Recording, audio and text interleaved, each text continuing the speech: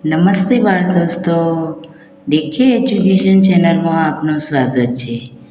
આજે આપણે ધોરણ 3ની સ્વાધ્યાય પોથીના ભાગ 1માં ગુજરાતી વિષયમાં પાઠ 1 વાંદરાને વાંચતા ન આવડે નું સોલ્યુશન જોઈશું. તો ચાલો સોલ્યુશન જોઈએ. પ્રશ્ન 1, હું વાંચીને લખું. પાઠ્યપુસ્તકના પાના નંબર 2 પરની વાર્તા વાંદરાભાઈનું ઘર ની શરૂઆતથી ખટપટે એક ઘર પાસે અચરજ જોયું. વાક્ય સુધી વાંચો, પછી પ્રશ્નોના જવાબ લખો. તો આપણે પાઠ્યપુસ્તકમાં પાઠ વાંચી અને એના ઉપરથી અહીંયા જવાબો લખવાના છે. તો પ્રશ્ન 1 છે કે ખટપટ એટલે કોણ? તો ખટપટ એટલે વાંદરો. બીજો પ્રશ્ન છે, નીચેનામાંથી ખોટા વાક્યની સામે ખોટાની નિશાની કરો. ખટપટ હૂપાહૂપ કરે. ખટપટ આખો દિવસ ઊંઘ્યા કરે. ખટપટને છાપરા ઉપર બેસવું ગમે. ખટપટ એક ઝાડથી બીજા ઝાડ પર ફરતો રહે. તો ખોટું આવશે ખટપટ આખો દિવસ ઊંઘ્યા કરે. અને બીજું છે ખટપટને છાપરા ઉપર બેસવું ગમે.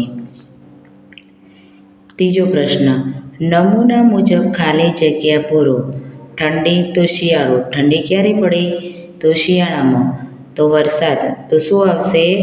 ચોમાસું. વરસાદ કઈ ઋતુમાં પડે? તો ચોમાસું. અને ગરમી કઈ ઋતુમાં પડે? તો ઉનાળો. હવે ચોથો પ્રશ્ન, વૃક્ષ માટે વાર્તામાં કયો શબ્દ વપરાયો છે? તો વૃક્ષ માટે વાર્તામાં ઝાડ શબ્દ વપરાયો છે, જે આપણે ફકરો વાંચીએ એની અંદર આપેલો છે. હવે પ્રશ્ન 5, તમને ઠંડી લાગે ત્યારે શું કરો છો? તો અમને ઠંડી લાગે ત્યારે સ્વેટર, મફલર, ટોપી વગેરે ગરમ કપડાં પહેરીએ અને તાપણું કરીએ છીએ. હવે પ્રશ્ન 2, હું ગીત ગાતા ગાતા લખો. પાઠ્યપુસ્તકના પાના નંબર 13 પરનું ગીત ગાઓ અને પ્રશ્નોના જવાબ લખો. પહેલો, બધી જ વાર્તા દાદીની જેમ આબેહૂબ કોણ બોલે છે? તો જવાબ આવશે ટીકુબેન. બીજું, નીચેના વાક્યો સાચા છે કે ખોટા તે લખો. ટીકુબેનને તોફાન કરવું ખૂબ ગમે. તો જવાબ આવશે ખોટું.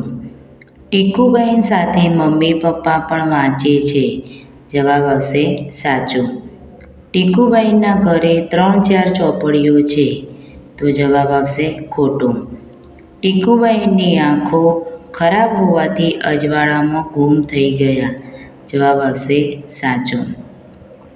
પ્રશ્ન 3, નાનાથી મોટા એક ક્રમમાં ગોઠવીને લખો. દાદી, ટીકુ, મમ્મી પપ્પા. તો જવાબ આવશે પહેલાં ટીકુ, પછી મમ્મી પપ્પા અને છેલ્લે આવશે દાદી. ચોથો, લખો. જેને રંગ હોય તે રંગીન, તો જેને શોખ હોય તે શોખીન. અંધારાનો વિરુદ્ધાર્થી શબ્દ ગીતમાંથી શોધીને લખો. તો જવાબ આવશે અજવાળું.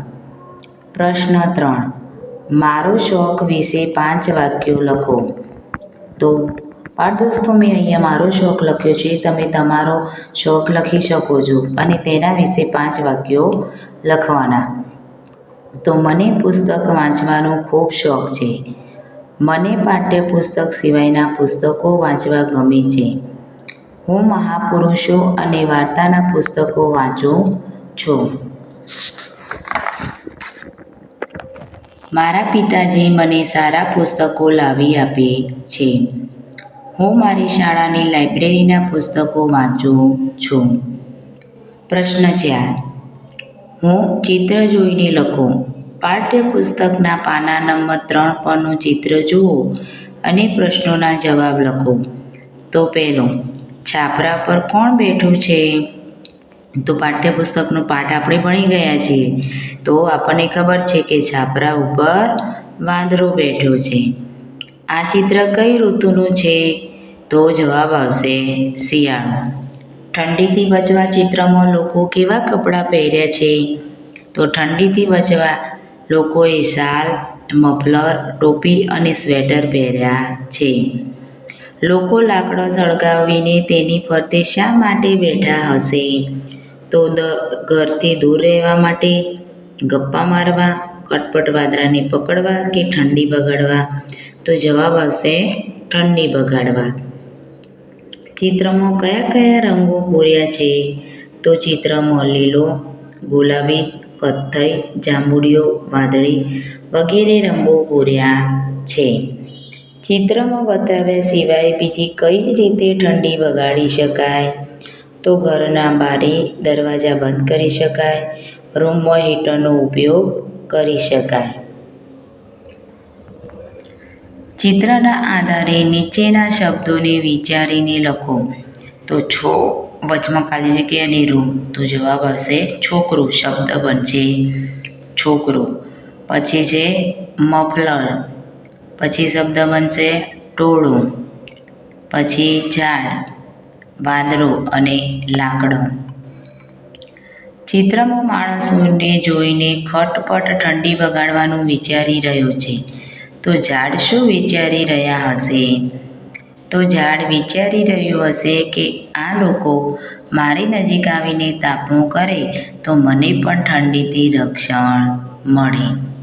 પ્રશ્ન 5. નીચેની જગ્યામાં તમારા ઘરનું ચિત્ર દોરી તેની ફરતે બગીચાનું ચિત્ર દોરવાનું છે. બાળ દોસ્તો, તમે તે રીતનું ચિત્ર દોરી અને તેના વિશે અહીંયા વાક્યો લખવાના છે. તો તમે દોરેલ ચિત્ર વિશે લખો. તો આ ચિત્ર મારા ઘરનો છે. મેં મારા ઘરના ચિત્ર વિશે લખ્યું છે. તમે તમારા ઘરના ચિત્ર વિશે અને જેવું ચિત્ર તમે દોર્યું છે એના વિશે વાક્યો લખો. મારું ઘર સ્વચ્છ અને સુંદર છે. મારા ઘરની પાછળ ગાયોનો વાડો આવેલો છે.